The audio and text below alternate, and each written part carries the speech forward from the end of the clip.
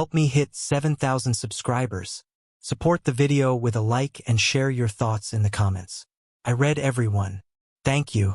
I never thought I'd remember my 38th birthday for the exact reason I did. Usually, birthdays are a mix of awkward gifts, forced smiles, and that one friend who always tells you to grow up.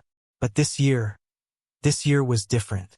I had been married to Claire for 12 years, and I thought we had the usual ups and downs any couple has. Work stress, bills, late-night arguments about nonsense. Nothing out of the ordinary, at least not until that morning.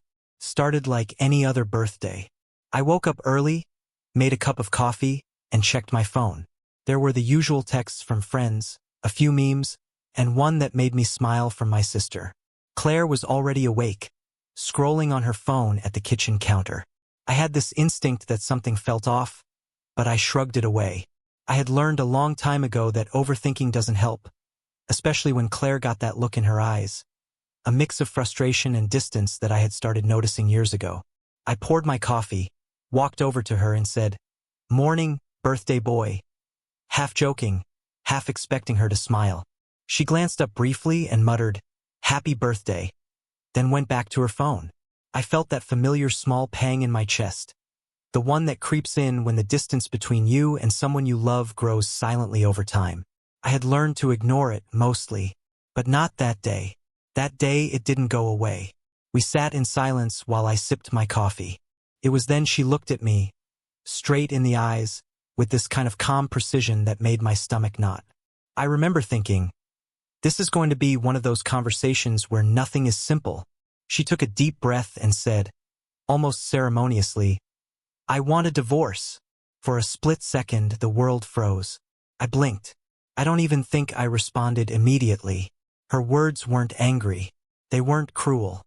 They were flat, matter-of-fact, as if she were reading the morning weather forecast rather than ending a 12-year marriage. I felt something inside me loosen, like a balloon releasing air. A strange mix of shock, disbelief, and clarity. Then, almost reflexively, a smile spread across my face. It wasn't forced. It wasn't the smile of someone happy in the moment. It was deeper than that, an acknowledgement of reality. I smiled and said, quietly but firmly, "That deserves an extra celebration." Claire blinked, clearly taken aback.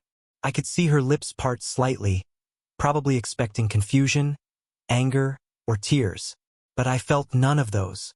I had spent the last year walking through a relationship that had slowly become a series of polite silences and cold, calculated disagreements. The laughter, the easy intimacy, the small, meaningful gestures, they were gone. And finally, she had admitted it out loud. It wasn't that I wasn't aware. I had known for a long time. She had just made it official. I set my coffee mug down and sat back. I let her absorb the words I had spoken. I let the truth sink in. She didn't love me the way she used to, and I had wasted enough energy trying to force it back. There was no fight, no shouting, no pleading. There never really was with Claire. That had been the pattern for years. Silence, avoidance, emotional distance.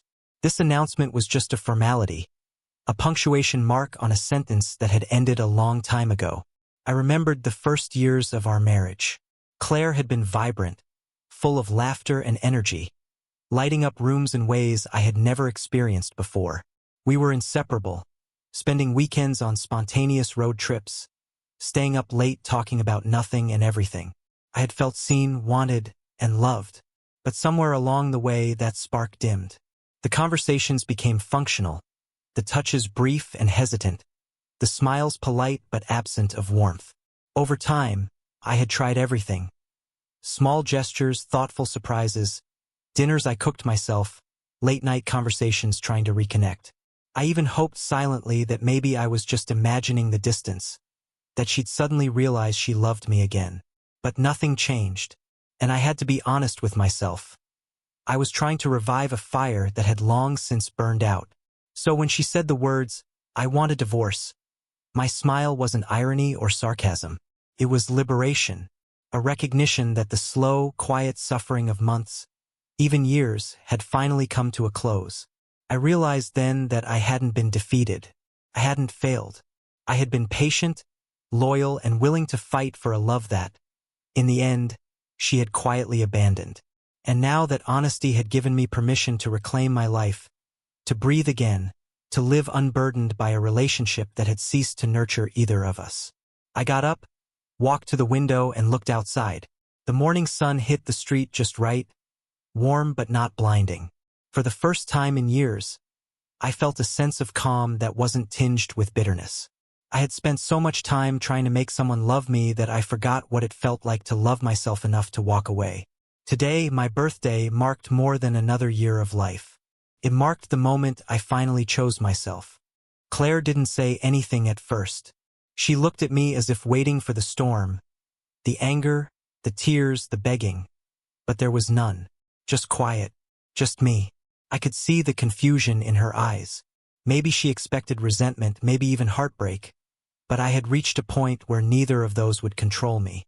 I had lived too long in the shadows of our unspoken resentments. And today, I chose light. I poured myself another cup of coffee, not because I needed it, but because the motion grounded me. I wanted to think, to process, to feel this moment fully without letting it consume me. Claire sat silently at the counter, occasionally glancing at me, probably realizing that the script she had imagined, the confrontation, the drama, wasn't unfolding. Instead, what she got was clarity, calm, and a hint of triumph. Not over her, but over my own hesitation. We didn't argue. We didn't cry. We didn't even raise our voices. There was only the quiet acknowledgement of truth. And then I said something that surprised even me. I hope you find whatever it is you're looking for. It was genuine. It wasn't pity, it wasn't revenge. It was the simple honesty of someone who has finally let go of the weight that wasn't theirs to carry. That morning, the house felt different. The rooms seemed emptier, sure, but they also seemed alive in a way they hadn't in years. The tension that had built silently, like a slow leak in a tire, had finally released. And I realized something profound. Liberation isn't loud. It isn't fireworks or grand gestures. It's the quiet, unassuming moment when you reclaim your life without anyone else's permission. I spent the rest of the morning reflecting on the years we had shared, the good, the bad, and everything in between. I remembered the laughter, the spontaneous trips, the late-night talks, the way she used to brush her hair behind her ear when she laughed at something I said. And I also remembered the silences, the cold shoulders, the nights I lay awake wondering if I was enough. Both sets of memories were real, and both shaped who I had become. But today, for the first time, I felt like I could separate the past from the present. The memories weren't chains. They were lessons. By noon, I had a plan. Not a revenge plan, not a retaliation, just a life plan. I started thinking about the things I had neglected over the years. Friendships that had faded, hobbies that had gathered dust. The simple joy of waking up without someone else's emotional baggage weighing me down. I realized I had spent too much time trying to make someone else happy at the expense of my own peace. And today I was done. Claire left the house that afternoon. She packed her things quietly, with the efficiency of someone who had made up her mind weeks ago. I didn't follow her, I didn't watch. I stayed in the living room, the sunlight streaming in across the floorboards, feeling the air shift around me. The absence of her presence wasn't painful. It was freeing. I felt lighter, almost buoyant, like a man who had been underwater for years and had finally broken the surface. Friends called later that day, unaware of the morning's events. "Happy birthday," they said, laughing. And I laughed too because, in a strange way, the day had turned into a celebration. Not of cake or presents, but of freedom, of clarity, of stepping into the next chapter of my life with my head held high. I didn't need validation from anyone else. I had given it to myself. In the evening, I sat on the porch with a glass of wine, the horizon painted in hues of orange and pink. I thought about the future, the uncertainty, yes, but also the possibilities. I could feel it in my bones. I was entering a new phase of life, one that belonged entirely to me. And for the first time in a very long time, I was excited to meet it head-on. Claire's announcement, though painful, had become a catalyst. It forced me to confront a truth I had been avoiding. Sometimes, people grow apart, sometimes love fades, and sometimes the only way to honor yourself is to let go. I had chosen to smile, not because I was unfeeling, but because I finally understood that my life didn't end with her decision. It expanded. That night, I went to bed early, alone, and slept better than I had in years. I didn't feel anger, I didn't feel sorrow, I didn't feel regret. I felt peace, and a strange, thrilling sense of anticipation. Tomorrow and the days after were mine. Claire's departure had not been the end. It had been a beginning, and for the first time in a long time, I couldn't wait to see where it would lead.